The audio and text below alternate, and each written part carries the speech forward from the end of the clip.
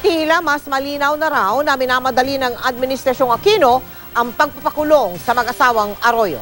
Reklamo ni dating First Gentleman Mike Arroyo, bakit pa nagsagawa ng investigasyon ng Senado?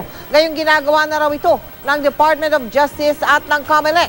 Hindi na rin daw ito nakatutulong sa paggaling sa sakit ni ngayon Congresswoman Gloria Arroyo.